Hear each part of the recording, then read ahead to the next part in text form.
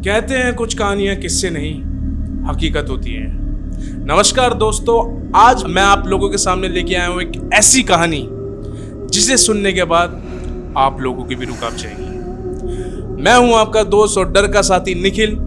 आपको लेके चलूंगा एक ऐसी दुनिया में जहां सिसकियां बनती है कहानियां और कहानी बनती है हकीकत। तो बैठिए और तैयार हो जाइए क्योंकि डर अब दस्तक देने वाला है।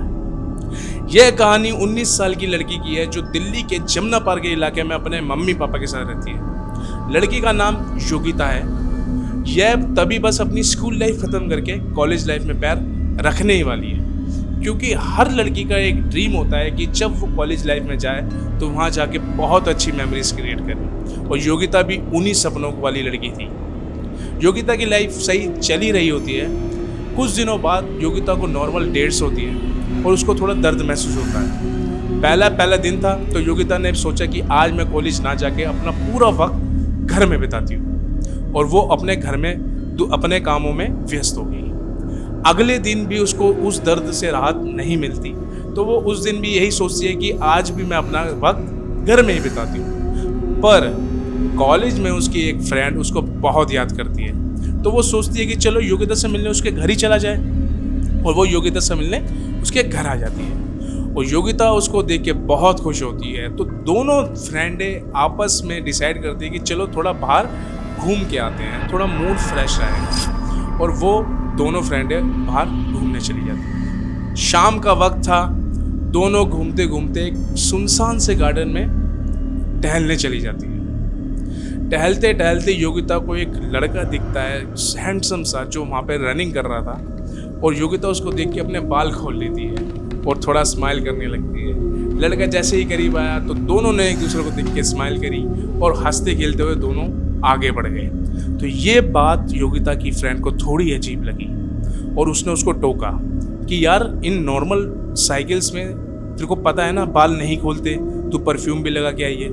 और योगिता आज के ज़माने की लड़की थी, वो कहाँ इन सब बातें मानने वाली थी, और योगिता ने ये सब बातें इग्नोर करी। पर यही उसकी बहुत बड़ी गलती थी। दोनों हंसते खेलते जब आगे जा रही थी, उनको पता ही नहीं चला कि उन्होंने कब एक बरगद के पेड़ को क्रॉस करा। जब घूम के योगिता वापस अपने घर आ जाती है, रात को 2 बजे योगिता की अचानक आंख खुलती है और वो देखती है अपनी खिड़की पे किसी की परछाई।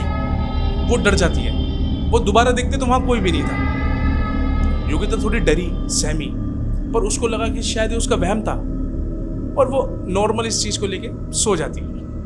अगले दिन सुबह उसके पैरों पे नाखून के निशान थे, और वो देख के सहम गई, डर गई। उसने अपनी मम्मी को बोला कि मम्मी देखो, मेरे पैरों पे नाखून के निशान है। उसकी मम्मी ने भी बड़े मजाक में ये चीज़ ली कि मैं ही मिली हूँ मजाक करने के लिए। उसकी मम्मी ने बहुत मजाक में बात ली थी, पर उसने कहा मम्मी नहीं, देखो सच में। फिर उसकी मम्मी ने वो निशान देखे तो उन्होंने कहा कि तूने ही सोते हुए मार ली। योगिता को भी कहीं ना कहीं यही लग रहा था कि शायद सोते हुए उसी के नाखून तो नहीं लग गए। तो योगिता ने यह बात भी इग्नोर कर दी और वो अपने डेली रूटीन लाइफ में बिजी हो गई। उसी रात डर ने दस्तक दी। योगिता को क्या पता था कि ये चीज उसकी लाइफ बदल देगा। उस रात योगिता के कंधे, छाती और पैरों में बहुत ज्यादा दर्द होने लगा। इतना दर्द कि वो दर्द सहन नहीं कर पा रही थी।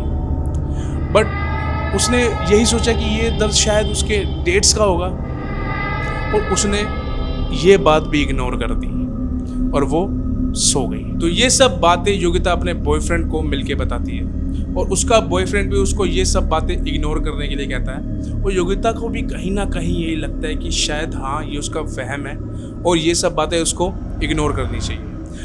पर उनके मिलने के कुछ देर बाद ही उसके बॉयफ्रेंड का इतना खतरनाक एक्सीडेंट होता है, उसको इतनी गंभीर चोटें आती हैं, और उसका इल्ज़ाम वो योगिता के ऊपर लगाता है कि अगर तुम मुझे मिलने के लिए नहीं बुलाती तो मेरे साथ ये चीज़ें नहीं होती। अब योगिता अपने आप को बहुत अकेला महसूस करने लगती है, और शायद जिन भी यही चाहता था। और अब ड्रामा खेल शुरू होता है। अब जिन अपने होने का एहसास योगिता को पहली बार दिलाता है। योगिता जब अपने कमरे में सो रही होती है तो उसको ऐसा लगता है कि उसके कमरे में कोई तो है जो उसको लगातार देखे जा रहा है। योगिता डर जाती है, सहम जाती है, तो वो अपने मुंह पे चद्दर ओढ़ के सोने की कोशिश करती है। पर कुछ देर बाद ही उसकी चद्दर एकदम से हटती है। योगिता डर जाती है और वो चिल्लाती हुई अपने बाथरूम की तरफ भागती है और अपने आप को बाथरूम में बंद कर लेती है। अचानक उसके बाथरूम पे दस्तक होती है, धक धक धक धक धक धक, और वो बेहोश होके गिर जाती है। अगले दिन सुबह जब योगिता अपने आप को बाथरूम में पाती है और वो देखती है कि उसके कमर पे नाखून के निशान, वो पैर पे दांतों के निशान है, वो डर जाती है, सहम जाती है और वो ये सब बातें किसी को ना बताने का तय करती है, क्योंकि उसको ऐसा लगता है कि अगर वो ये सब बातें किसी को बताएगी तो उनका भी वही हाल होगा जो उसके बॉयफ्रेंड का हुआ था, और वो अपने आप को कमरे में बंद कर लेती है। इसी दौरान जिन उसके साथ हर रात शारीरिक संबंध बनाता था और इस कारण उसका शरीर दिन पे दिन ढलता जा रहा था। योगिता को किसी की भी दवाई असर नहीं कर रही थी। अब योगिता की हालत बद से बदतर होती जा रही थी। उसको किसी भी डॉक्टर की दवाई असर नहीं कर रही थी। एक दिन सुबह योगिता की माँ उसका खाना लेके जब योगिता के रूम में जाती है तो योगिता खाना खाने से मना कर देती है। माँ के बार बार बोलने पर योगिता बेड से उठती है और अपनी माँ का गला पकड़ लेती है और एक अजीब सी आवाज़ में कहती है कि ये मेरी है और मैं इसे मार दूंगा। ये सब बात सुन के उसकी माँ बहुत डर जाती है और उसके कमरे से भाग जाती है। ये सब बातें जब वो योगिता के पापा को बताती है तो वो अपने फैमिली पंडित जी को अपने घर पर बुलाते हैं। पंडित जी जब उनके घर पर आते हैं और वो योगिता को देखते हैं तो उनको योगिता के चेहरे में उस जिन का चेहरा नजर आता है। तो अब पंडित जी योगिता के माँ बाप को उनके गुरुजी से मिलने मेहंदीपुर बालाजी जाने के लिए जल्द से जल्द सलाह देता है। ये बात अचानक जिन सुन लेता है और जोर से चिल्लाता है कि तू कुछ भी कर ले, इसको मरना होगा, मैं इसको मार दूंगा, मैं मार दूंगा मार दूंगा मार दूंगा। ये कहते कहते वो अचानक योगिता के नाखून उसके चेहरे पे बुरी तरीके से खुरीचने लगता है और योगिता का सर दीवार में जोर जोर से पटकने लगता है। पंडित जी ये सब देख के योगिता की सुरक्षा के लिए उस पर एक मंत्र बोलते हैं और योगिता वहीं बेहोश हो जाती है और योगिता के मम्मी पापा योगिता को लेके तुरंत मेहंदीपुर बालाजी जाने के लिए रवाना हो जाते हैं। मेहंदीपुर बालाजी पहुंचते ही वो लोग गुरुजी से मिलते हैं और गुरुजी योगिता की सुरक्षा के लिए हवन शुरू कर देते हैं। गुरुजी जब हवन कर रहे होते हैं तो योगिता में कुछ ऐसा देखते हैं जिसे देखने के बाद गुरुजी भी सहम जाते हैं और वो योगिता के पापा को बताते हैं कि ये जिन बहुत ज़्यादा खतरनाक है और इसको मैं सिर्फ 6 दिन तक योगिता से दूर कर पाऊंगा और इसको हमेशा के लिए योगिता से दूर करने के लिए इसका सिर्फ यही इलाज है कि योगिता की इन 6 दिनों में जल्द से जल्द शादी कराई जाए। अगर ऐसा नहीं हुआ तो ये जिन योगिता पे हावी हो जाएगा और उसको अपने साथ ले जाएगा।